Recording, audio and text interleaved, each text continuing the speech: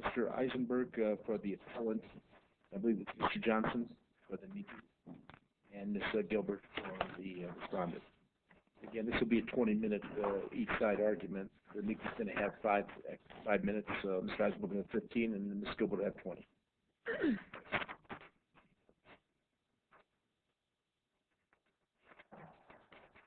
Ready to proceed? Yes.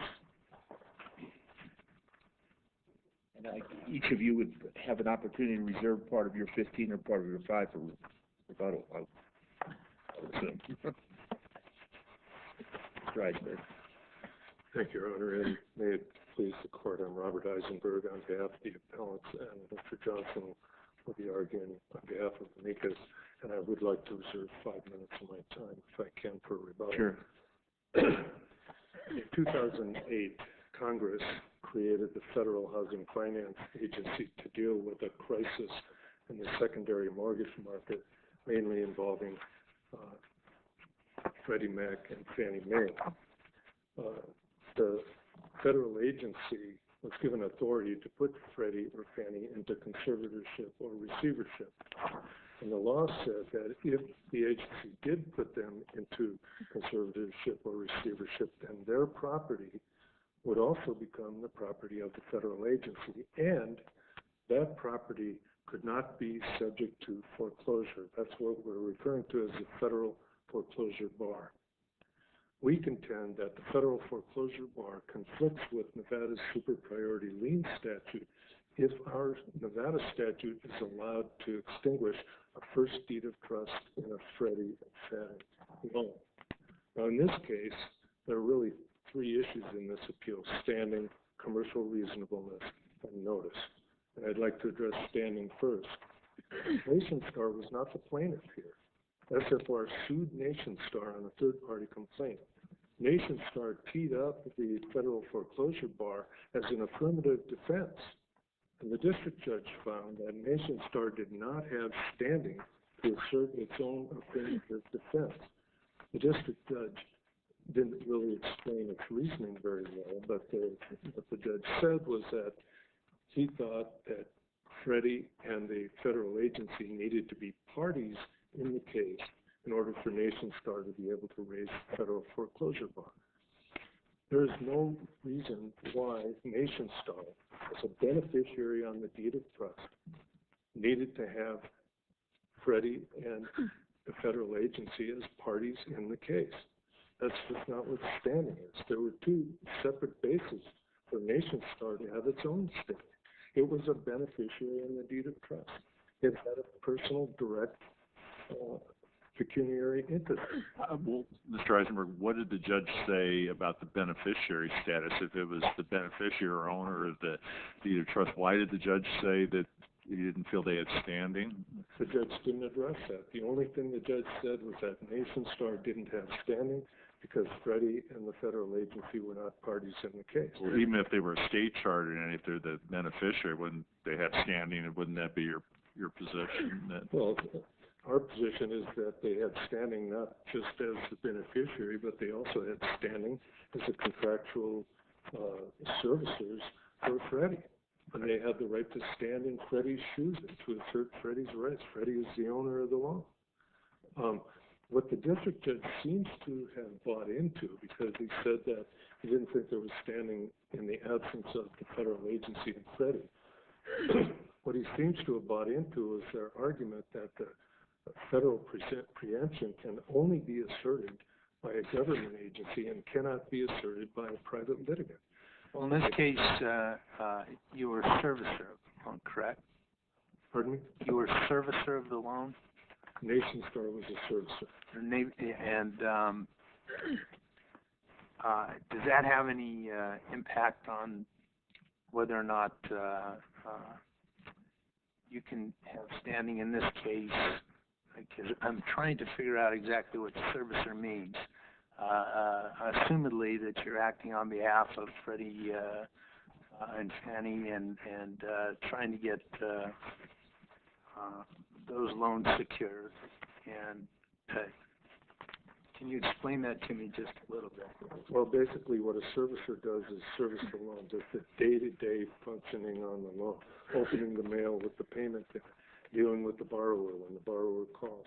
On behalf of, On behalf of whoever owns the loan, which in this case was Freddie. And at the end, if the borrower defaults, the servicer can, under this court's old mediation program, the court has recognized that servicers can show up at the mediation to negotiate on behalf of the owner of the loan. And they can do everything up to foreclosing on the loan. And those obligations and rights as a servicer are set forth not only in the deed of trust, in this case, which was originally merged, and then it was assigned to Bank of America and then assigned to NationStar. But those rights and obligations are in the deed of trust and in the contractual obligations that NationStar had with Freddie. And that's in the record as well. So It wasn't the beneficiary was Freddie Mac. They're the ones that were entitled to the payments, and NationStar was just handling the processing for them. Is that correct? Well, NationStar is the named beneficiary in the deed of trust. Freddie was the owner of the loan. In the secondary market, Freddie and Fannie purchased loans, and then the original lenders get that money. They can pump it back into the mortgage market. Mr. Eisenberg, I'm sorry, did you finish your answer? Yes, sir.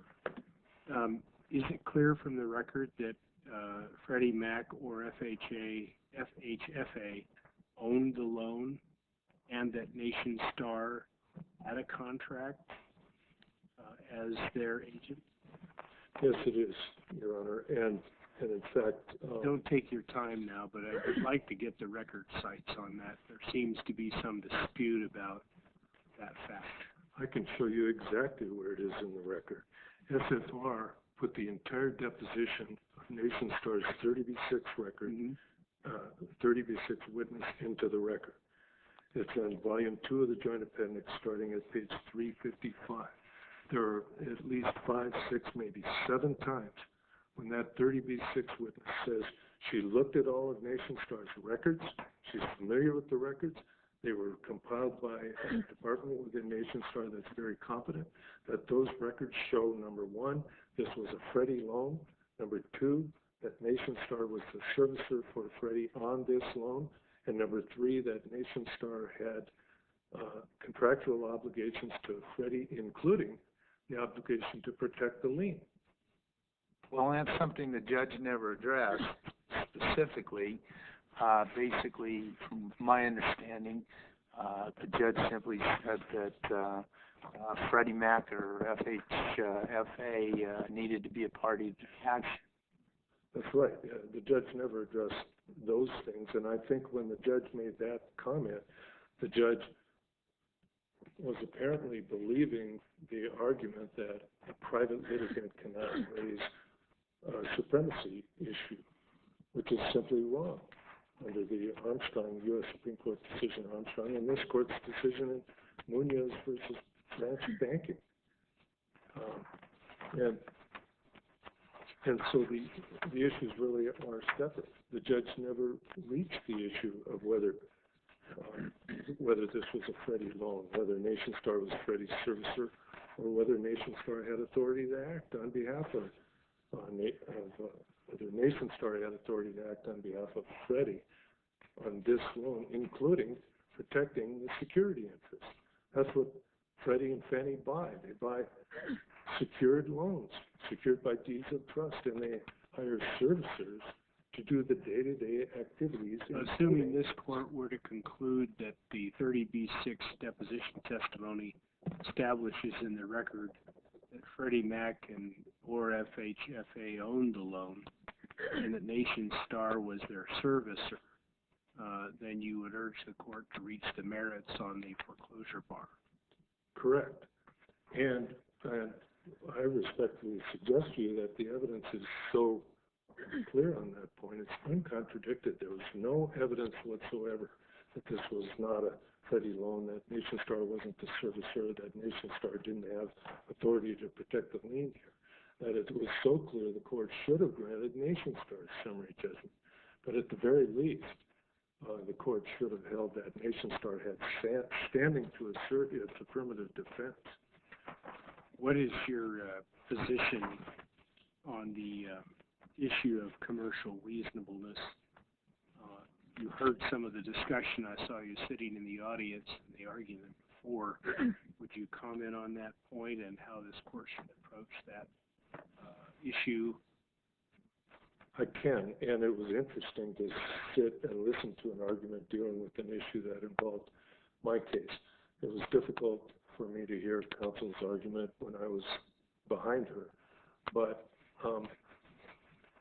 the way I look at She disagrees with you, I bet. Sorry? She disagrees with you, I bet. I wouldn't presume to tell you, Justice Pickering, what you meant in Shadowwood, but I can tell you the way I read it. I read Shadowwood as kind of establishing a sliding scale approach.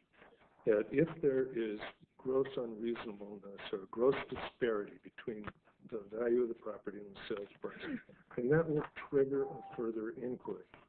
And the larger the disparity, then it seems to me that the more scrutiny should be given to other factors.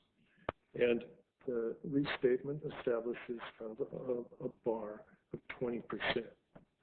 This court, whether you mentioned the 20%, but you didn't really adopt it as a hard. Well, it would have been dictum in that case. But in this case, we have 8%. So in this case, if you use the standard of grossly unreasonable shocking judicial conscience, whatever standard you use, it would apply here. But further to that, and I don't disagree with anything you've said. It's a very good articulation. Is there a difference between commercial unreasonableness and what you just described? People are invoking commercial reasonableness as if it applied in the foreclosure setting and signifies something different than unfairness, oppression, and fraud, with gross unreasonableness of price being part of the mix. As I understand Shadowwood, the grossly unreasonable price triggers the further inquiry. The further inquiry is to whether there was fraud, oppression, or unreasonableness. And that inquiry would include things such as the adequacy of notice, confusion regarding the prices, all of the things that Shadowwood recognized as justifying denial of summary judgment. But you're not contending by the invocation of commercial reasonableness doctrine that the UCC doctrine applies straight across into the foreclosure setting, or are you? Well, like I said, the way I read Shadowwood is that the grossly unreasonable price triggers the commercial reasonableness inquiry into whether there Okay, I see what you're saying. So you really aren't adopting the you're not trying to transplant the UCC doctrine into the foreclosure setting. Well, as I understand it, the HOA foreclosure statutes have a good faith requirement. Yep. Part of the good faith requirement is commercial reasonableness. And there's no court that I'm aware of that said commercial reasonableness does not apply in a foreclosure setting, even a super priority setting. Well, stated a different way, shouldn't we apply the standard adopted in Long in making that additional inquiry? Standards adopted in Long? If I'm remembering Long correctly, that was kind of the predecessor to Shadowwood, and I think Shadowwood being the more recent approach. Shadowwood didn't, as I read it, didn't establish anything new. It simply clarified the old law regarding commercial unreasonableness. And by the way, I would point out that the Shadowwood opinion, which dealt with commercial reasonableness, foreclosure deed recitals, and bona fide purchases for value. That decision came out 2 months after the district court's decision in this case. So the district judge didn't have the benefit of Shadowwood when he made the decisions in this case. The question, though, even in your theory, how did you put forth in reasonableness question to the court? Did we set it? How was it put before the court? Well, it was part of the motions for summary judgment. I understand it was part, but what specifically was alleged in terms of unreasonableness? They argued that for one thing, Nation Star never got any notice of the sales, didn't get any of the free notices, even though it was a recorded beneficiary of the deed of trust. That the notices themselves were defective because they set up 3 different amounts, and none of the notices indicated that any amounts were super priority lien amounts.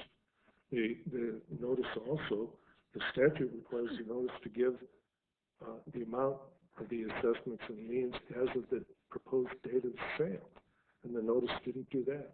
So there were several attacks on the notices that were teed up, so to speak, as in establishing unreasonableness.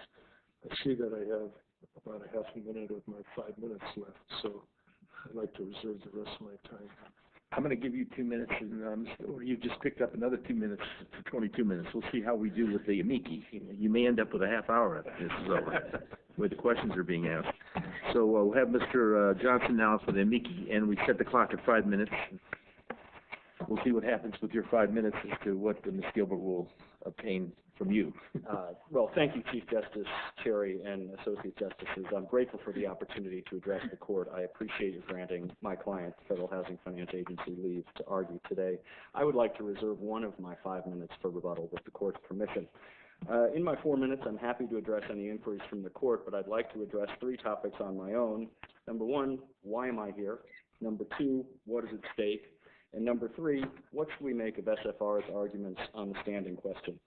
Why am I here? Well, the question before the court is whether Nation Star, as Freddie Mac's contractually authorized servicer, can invoke the statutory protection Congress granted the Freddie Mac conservatorship that my friend, Mr. Eisenberg, capably recounted to the court to protect that lien on Freddie Mac's behalf. I'm here because that's important to my client, the Federal Housing Finance Agency. My client regulates entities that are active in the secondary market, and the role of servicers and their ability to represent the interests of the owner of the loan is the foundation of the secondary market.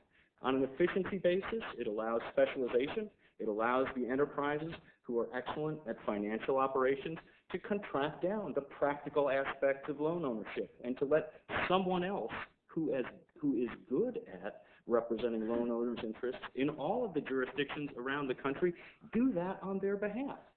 It is what makes the secondary market work. That's recognized in the restatement.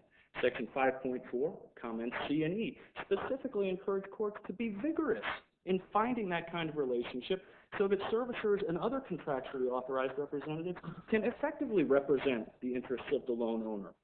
It's important to my client as conservator of Freddie Mac and Fannie Mae also. You know, the FHFA is a small federal agency. As conservator, it's sort of the captain of the ship, right? It charts the course. It can't pull all the oars itself. There are hundreds of these cases involving Freddie Mac or Fannie Mae loans in Nevada.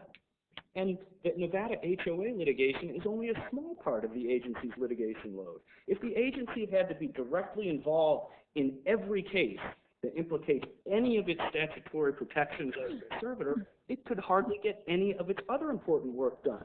And remember, the conservatorship was created at a moment of extreme crisis to really save the nation's housing market and thereby stabilize the overall economy. So it is very difficult to overstate the importance of this issue, not only to my client, but also to the economy at large.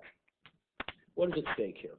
Well, SFR seeks really a seismic shift in settled law. It is settled law that servicers are real parties in interest that have standing to protect the interests of the loan, of the owners of the loan in litigation related to the loan. We can look at the Greer case, which is an 11th Circuit federal case from the 2000s, but it looks back to cases all the way back decades, into the 60s, 50 years ago. They cite cases recognizing that servicers are real parties in interest with authority to represent the interests of the loan owner in litigation. Sorry to interrupt you, but did anyone on the other side make an objection under Rule 17 that they weren't the real party in interest and you needed to be substituted or brought in? I think at the oral argument, the issue was raised. There was discussion between the parties and the district court. And then but the Rule 17 machinery was never set in motion by writing or not? I didn't see any order in the record, Your Honor. Certainly no one tried to implead Freddie Mac or FHFA. We weren't served with anything. And so, keep going. I so this case is about the servicer's ability to act as the contractually authorized representative. We look at Greer. We look at this court's decision in Montu, which involves MERS, but it applies the same doctrine, that the loan owner's contractually authorized representative can represent the loan owner's interests. We look at the McKeever case from the Sixth Circuit. That's in our Notice of Supplemental Authority. That's a TILA case. It just shows it's not all about foreclosure. It's about any kind of cause of action that relates to the loan. The servicer has standing to represent the loan owner's interests. Cases just like this one, the Beal Bank case, applying a federal property protection statute that applies to the FDIC, not FHFA. The Satakoy Bay Snapdragon versus Flagstar case applies the same statutory protection here, the same, and holds that the servicer in that case has standing. Now, Ms. Gilbert will likely say, well, what about the Collegium case? Didn't Chief Judge Navarro come out the other way? The decision says what it says, but what's important about that decision is, number one, issue was never briefed by the parties. Number two, the denial of summary judgment is without prejudice. So the court is anticipating the parties coming back and actually briefing the issue and reciting the settled law that I've described. Now, what about the issues that SFR raises? First, they say, well, the statute should say that servicers can represent the interests of the loan owner in invoking the property protection clause or the federal foreclosure bond. Well, Beal Bank doesn't say that. This court's decision in Munoz says that, hey, the interest in the federal statute, companion statute governs FDIC receiverships, that alone is enough to allow the acquirer, branch banking, to make a preemption argument. Let me, if I may, with the court's You used up your time. I'm sorry. Thank Please be seated. I'm going to give you a minute for a rebuttal, and now you're up to 23 minutes. Thank you. So here's what we have. We have Mr. Eisenberg will have 2.5 minutes rebuttal. You'll have a minute in rebuttal, and you'll have 23 minutes, Ms. Gilbert.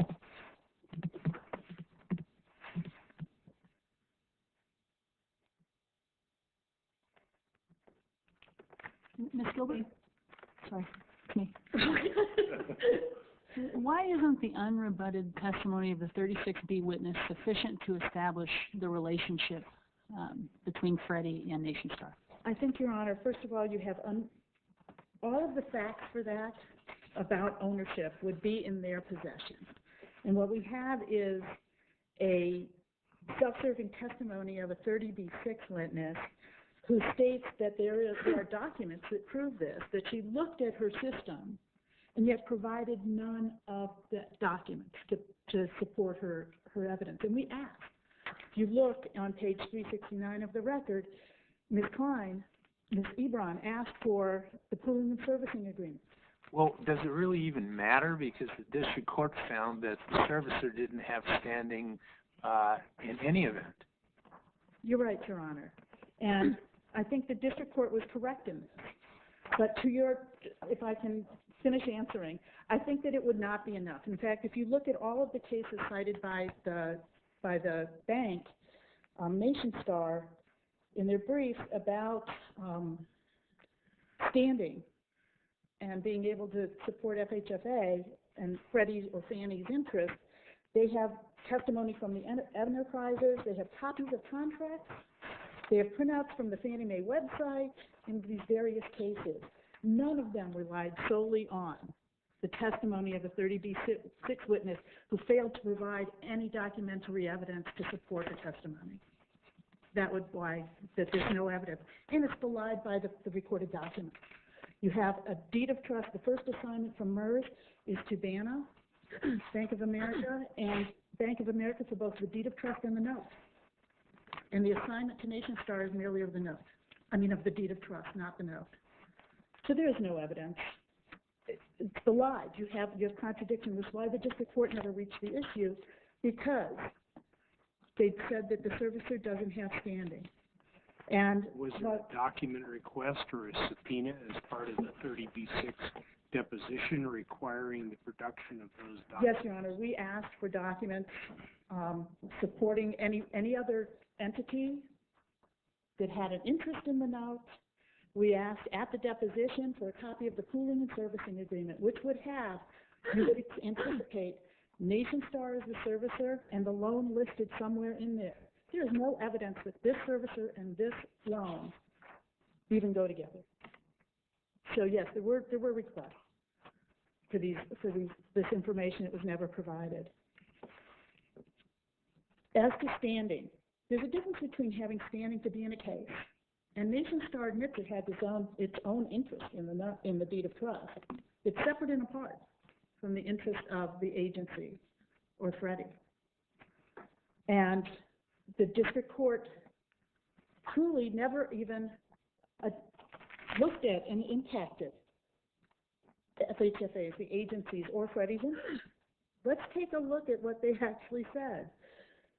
We have a whole parade of horribles about how Simmons is going to harm the agency and its ability to do its job. But let's put this in perspective in this order.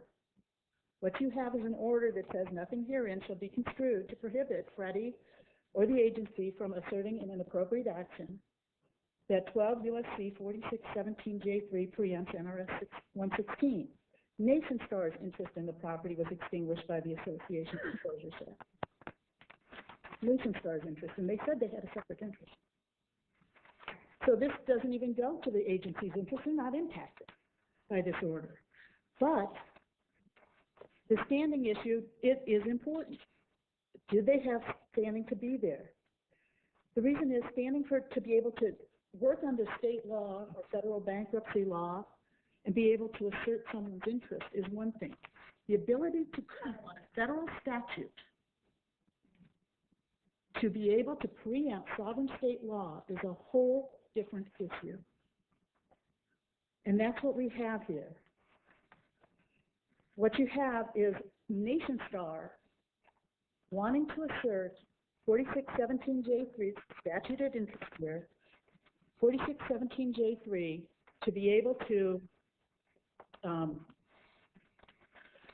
preempt state law. They don't have standing under Armstrong.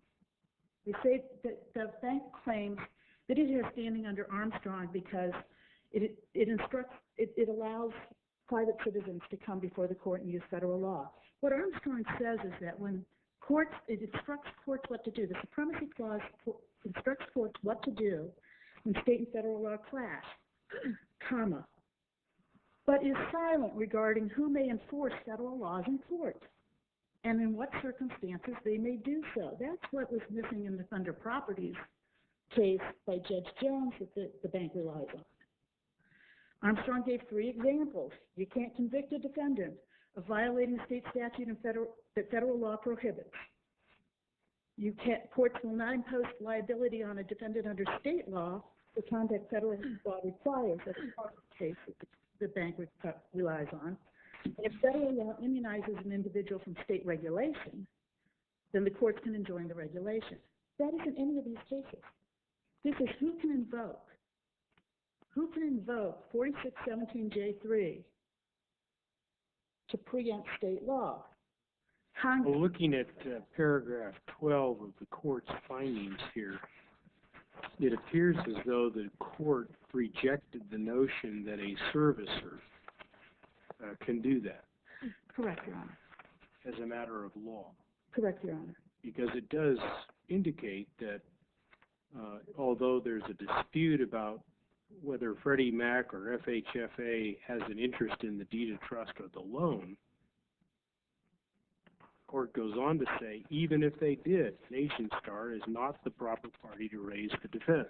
Correct, Your Honor. And here's why. Is if you're going to look at Armstrong to look to see if the servicer can invoke federal law, in other words, the Supremacy Clause silent as to who may enforce federal law in court and in what circumstances. So what do you look to? The text of the statute that's being invoked. HERA created the agency. HERA, Congress created HERA. Congress, and Congress alone, gives power to the agency. The agency doesn't exist without HERA and without Congress, and its authority and powers don't exist unless they're given to them by Congress. 4617J3 states, no property of the agency shall be subject to foreclosure without the consent of the agency. What it does not say is no property of NationStar. Here, the district court order got rid of property of NationStar, not of the agency. So your point is, even if they had, I mean, are you arguing that even if they had produced the pooling agreement and produced everything you wanted and their 30B6 deposition was unassailable, they still would have had to bring in the agency in order to raise the preemption issue? Is that what you're arguing? Yes, Your Honor. Okay.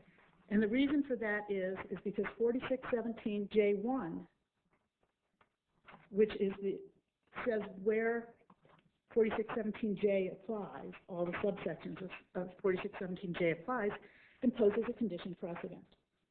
4617J applies with respect to the agency. To the agency. In any case in which the agency is acting as a conservator or receiver. This is not a case in which the agency is acting as a conservator or receiver. The agency isn't in this case. It is a condition precedent. The powers given by Congress were to the agency, not to NationStar. And the agency cannot... So the agency can't act through an agent? Yeah, the Congress gave them the ability to contract. But there's no evidence of a contract between the agency and NationStar. But if there were? Well, but that isn't before this court. We don't even have evidence of contract between NationStar and Freddie, let alone the agency and NationStar. So that hypothetical isn't before the court. But if they were, we would be, if the agency were in the case, or if the agency had a contract with NationStar, we would have whole different arguments, whole different briefing, and whole different defenses by SFR to 4617J3, which are fully briefed before the Ninth Circuit. But even the agency has taken a separate, an alternative position to what it's taking here today. In the MERS multi-district litigation, it asked to intervene. It knows how to intervene in cases. It's done it dozens of times. It's done it, I don't know how many times in the federal district court here, to raise and to provide unique statutory defenses that are not available to any other party in the case. In that litigation, Freddie or Fannie was a party to the case, and the banks are all party to the case. Unique statutory defenses, because Congress gives only the agency the power. The agency recognized that when it promulgated through proper means a CFR, a regulation, that gives it the exclusive authority to investigate and prosecute claims of any type, or the ability there to delegate to the management of Freddie or Fannie the authority to investigate and prosecute claims. So that did go through the CFR process. There's nothing here to show a relationship, a direct relationship or contract between the agency and NationStar. There's a dearth of evidence between NationStar and Freddie. So that's the problem here. You have to keep going back to the statute and what the statute does and what the statute says. And the problem here is that that Congress decides who has the authority, and the agency doesn't get to say, hey, we're small, and so we can't do this. They have proven time and time again, not only can they do. But you acknowledge, don't you, that 12 CFR 1237 3A8 allows the FHFA to contract for assistance in fulfilling its functions, activities, actions, and duties of the agency as a conservator? I do, Your Honor. And again, there is no evidence. So what's the basis for arguing that if there is a contract between NationStar and FHFA, that it cannot assert the foreclosure bar on behalf of its principal? What I'm saying is that there is no contract. There's no evidence of a contract between the agency. Well, I understood your response to Justice Pickering to be it didn't matter. No, Your no, no. contention was that it didn't matter. Did I Oh, misunderstand? I'm sorry, Your Honor, your answer? if I misspoke, I apologize.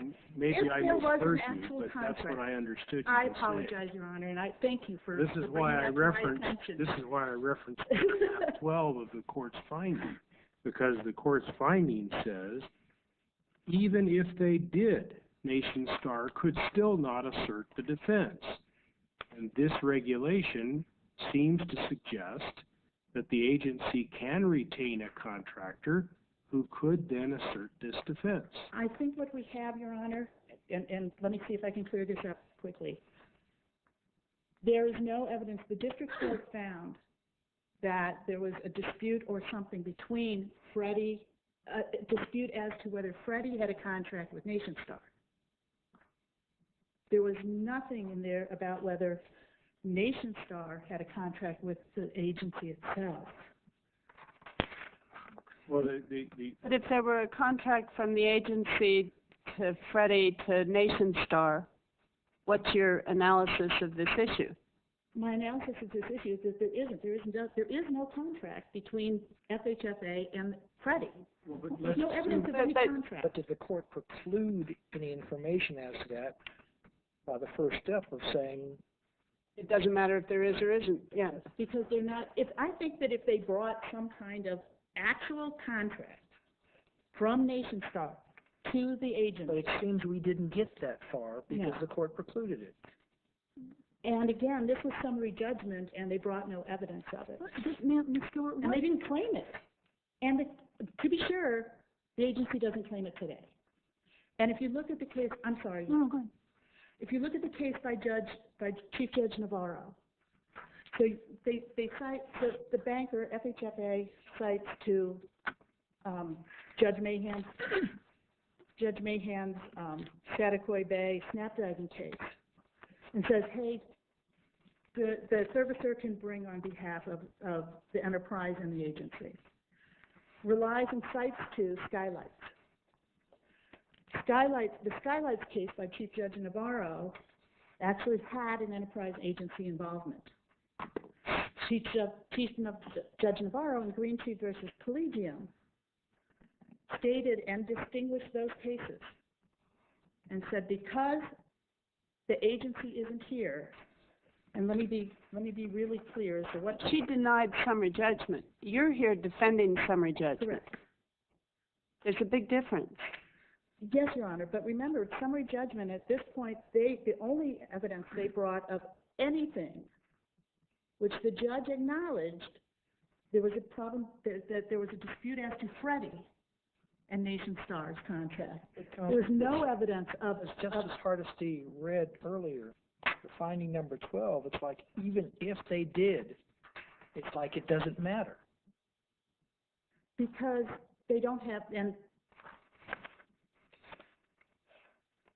let me look at it again to make sure that I answer you correctly, Your Number 12 Honor. recites both Freddie and the agency.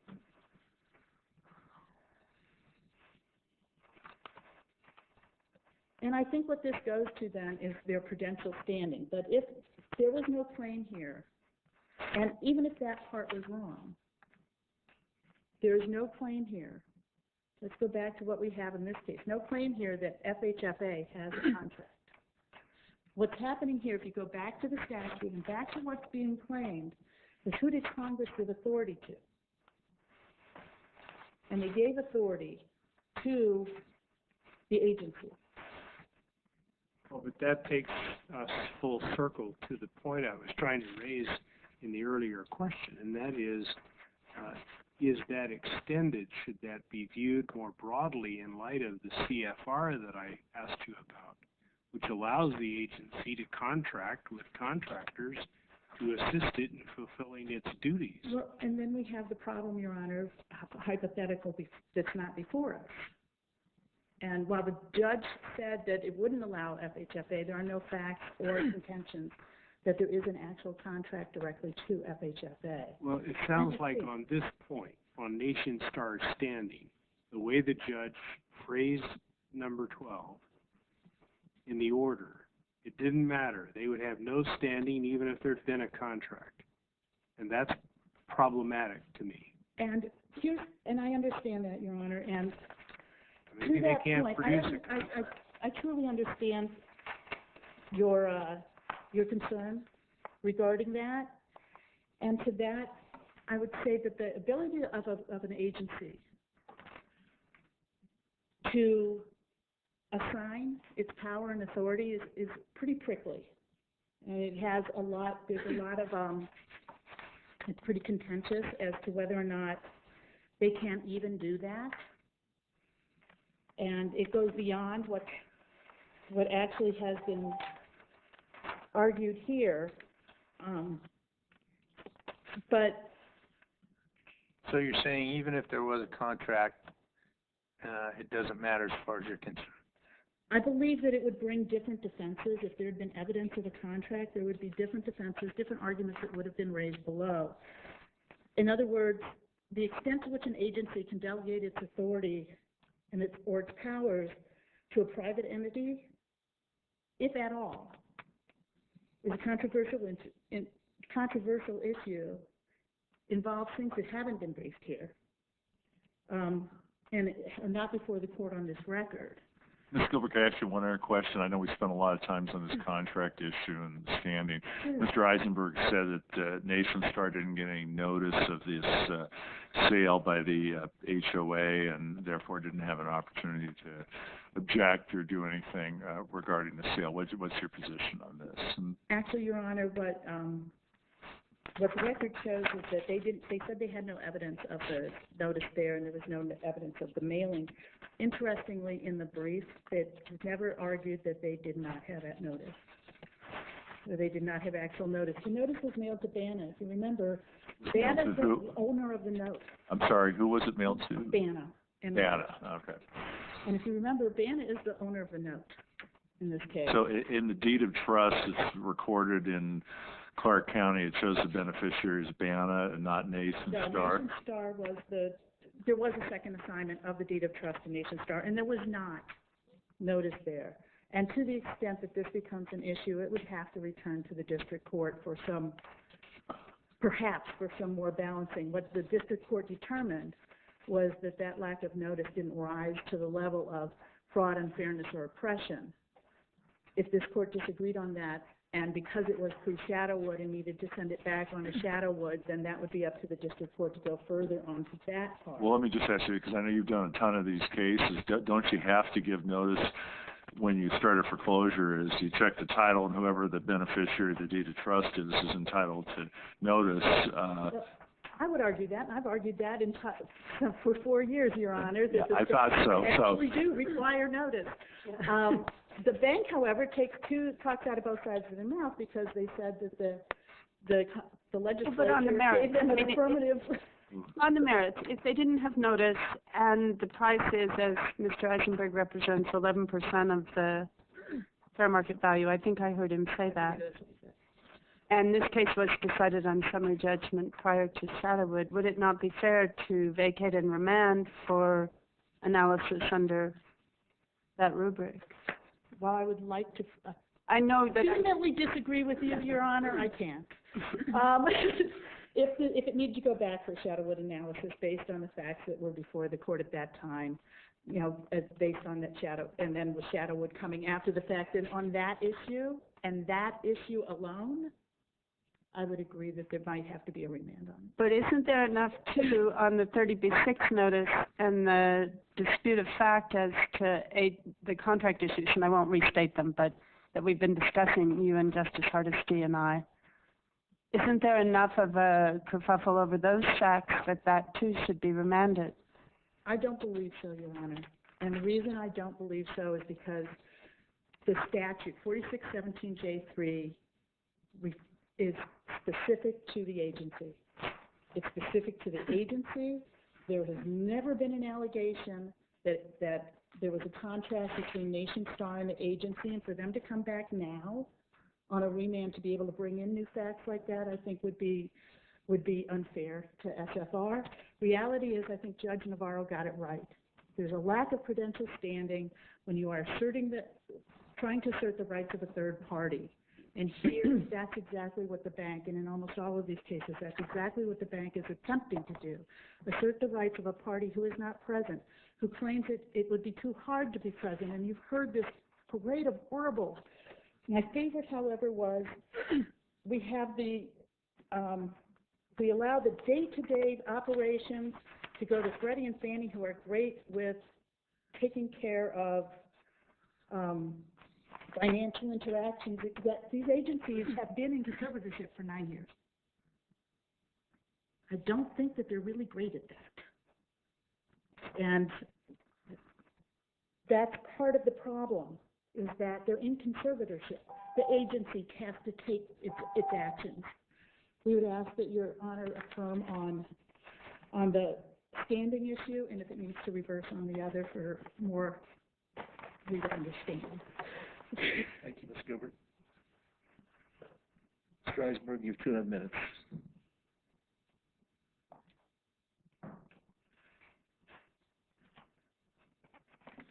Thank you, Your Honor. In my 2.5 minutes, there are a couple of very important points that I need to try to make. And the first is, Justice Stiglitz, you started counsel's argument by asking about the 30B6 witness and the impact of that testimony in the absence of the actual document. And I would point out 2 things. Number one, if you look at the Adelstein case, footnote 11, I usually am not able to cite footnotes, but I can in this situation. Footnote 11 dealt with the servicer's authority to appear at a foreclosure mediation. And what the court said was that the contract giving that authority would have been helpful, but not required. Not required because there was other testimony in the record that established that. And the second thing that I would suggest is that it would be a rather novel holding for this court to say that a 30B6 witness's sworn testimony on a fact without any contradiction does not constitute evidence to oppose summary judgment simply because the documentary basis of that testimony is not offered into evidence. I think she's analogizing it to like your own answers to interrogatories. Can you use that to oppose summary judgment? Well, they didn't. The answers to interrogatories and the responses to requests for production are in this record. Yeah. But what isn't in this record is anything showing that SFR made a motion to compel and suggested that those responses were inadequate in any way. Fair enough. The second point I wanted to make had to do with counsel's argument that preemption can only apply under Armstrong if it's it doesn't apply if it's a private litigant. The Mutual Pharmaceutical answers that. It was a private litigant. This court's decision in Munoz was a private litigant who was asserting federal foreclosure, the federal preemption. Justice Pickering, you asked whether the federal agency can act through its agents. But actually, the federal agency here put Freddie and Fannie into conservatorships. And so it assumed their property. And it was Freddie who contracted with NationStar to do the servicing. So, but it was the loan itself was owned by Freddie, and through Freddie, the federal agency that's protected by the federal foreclosure bar. So is that a matter that would have to be determined in the district court as to whether or not there was a contract between Freddie and NationStar? Well, and you know, the way that the issue was resolved, his standing just left a whole bunch of factual issues in dispute.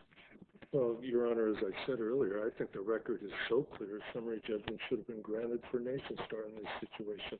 The deposition testimony, every one of these green or red tabs constitutes a place where she said unequivocally and without contradiction that it was a Freddie loan, that NationStar was... Right, but the only aspect that she testified to, from what I can recall, is that NationStar had a system with Freddie Mac as the owners of the notes, that was supported. But she testified she didn't know when Freddie Mac acquired its interest, and she did not review any pooling and servicing agreements between NationStar and Freddie Mac prior to her deposition, because she said she trusted her system. Would that be evidence that there was some evidence? She was the 30B6 witness, the person Correct. most knowledgeable. What she said was that these documents are hundreds of thousands of pages that she reviewed. Her business records, probably not printed out, but on their computer, and she determined without a question that this was a Freddie loan. And she determined that NationStar had authority to protect Freddie's lien under its contract. And that was undisputed. Thank you, Mr. Eisenberg. Thank you. Mr. Johnson, you have a minute.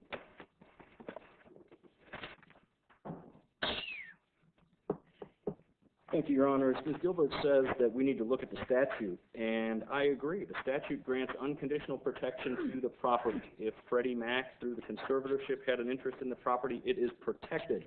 This court thought about that in Munoz. It looked at a companion statute, FIREA. It allowed a private enterprise to invoke the protection of that statute. FIREA doesn't have a clause that says, and assignees can invoke its protection. Similarly, the FDIC statute at issue in Beal Bank, it doesn't have a clause that says, and assignees of property out of FDIC receiverships can invoke its protection. The court upheld that they could anyway. The regulation Ms. Gilbert cites is permissive. It says may, as the agency deems necessary, and of course, as the defendant here, NationStar wasn't prosecuting or investigating a claim. Mr. Eisenberg handled Armstrong. That case says that where federal law provides the rule of decision, as it does here, courts must apply it. The holding is that the supremacy clause doesn't provide some free-floating independent cause of action, but no one here says that it does. Congress, by enacting the federal foreclosure bar, meant to protect the conservatorships, not to burden them with unnecessary litigation load. This court's duty is to apply the statute as written. Thank you, Your Honor. And the court thanks Mr. Eisenberg, Ms. Gilbert, and Mr. Johnson for your excellent arguments in this matter, and this matter will stand submitted.